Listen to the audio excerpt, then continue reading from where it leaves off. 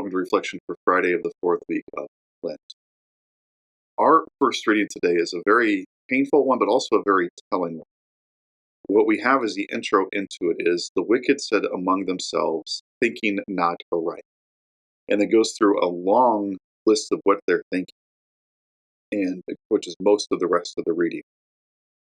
In this, we see a summary of what we've seen throughout the ages. So, of course, we'll see a beautiful fulfillment in Jesus, which, of course, is the height of this.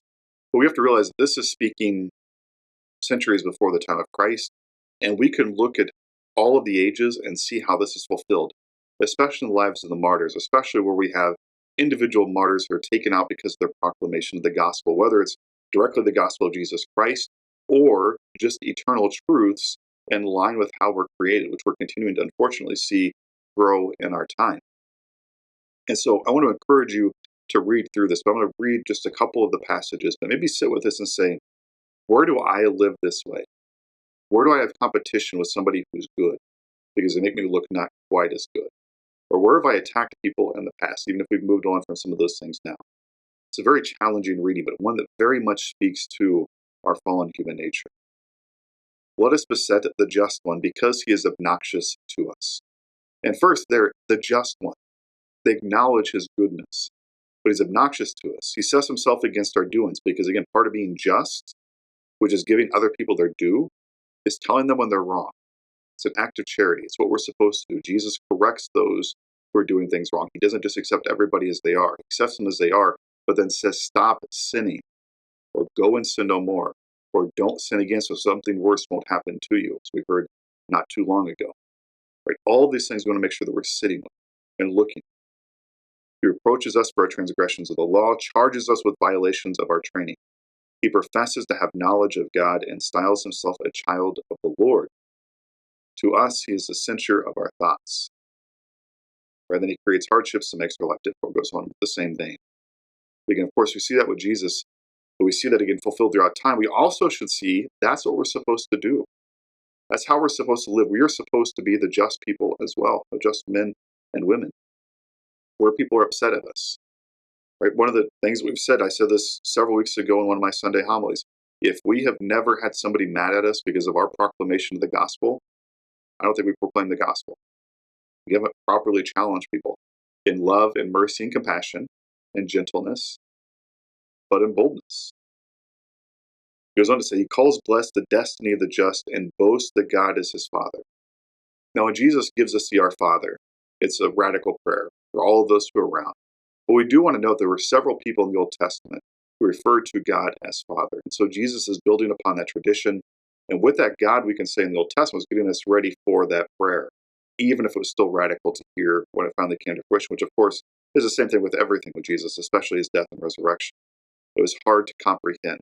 Even Peter, right after he acknowledges Jesus as the Christ, Son of the living God, he cannot accept Jesus' coming death and resurrection.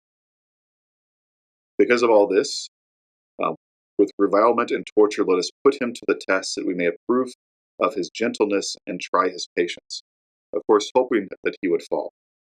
Let us condemn him to a shameful death, for according to his own words, God will take care of him. Sure, God will take care of him. Notice, that's the same temptation that Satan uses at the end of Jesus'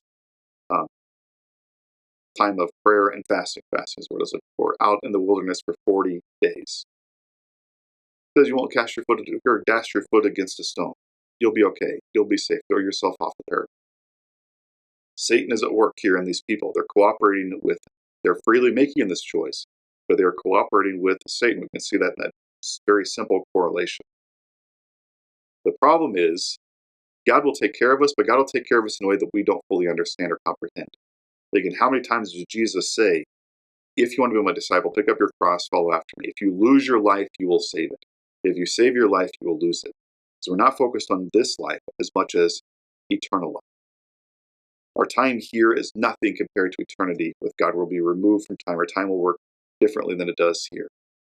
Right? Something we want to make sure that we're praying with. And then Wisdom author goes on to say their thoughts were wrong. They erred because their wickedness blinded them. Something to pray with.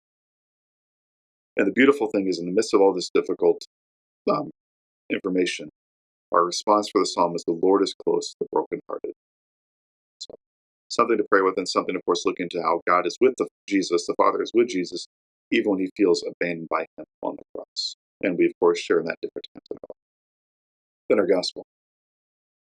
Jesus moved about within Galilee, did not want to go to Judea because the Jews were trying to kill him. Great anger. So he wants to stay out. Jewish Feast of Tabernacles was near, a time where pilgrims went to the temple. Jesus let his brothers go up before him. He himself stayed back and then said, okay, I'm going to go anyway.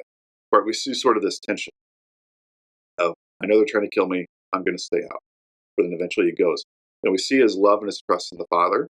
And at first we might think, okay, he's going to go in secret. He's going to stay hidden the whole time. But then he just starts teaching. Right? And we can see again ourselves and our humanity. Are we proclaiming the good news? Jesus, in the fullness of his humanity, maybe was walking on eggshells a little bit because of him knowing it's not the time for him to die yet. It's not the right feast, even though he's in Jerusalem for one of the great feasts there. Something worth praying with and trying to sit with of maybe what's going on in his mind. But then he can't contain himself and he has to proclaim the truth. And it leaves others saying, isn't that the guy they're trying to kill?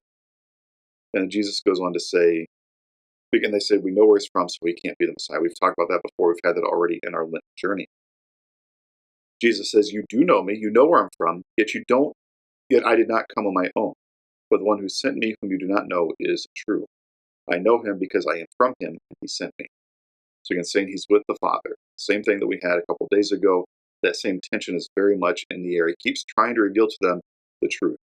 But what I think is a very beautiful note that the reading ends on today is they tried to arrest him, but no one laid a hand upon him because his hour had not yet come.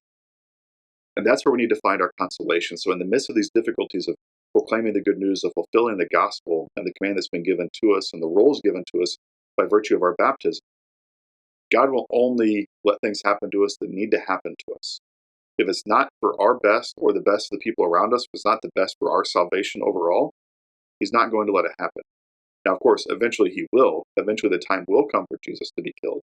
But it's a great reminder of how the Father is in control of everything, especially when the crowds are starting to turn on Jesus. God bless.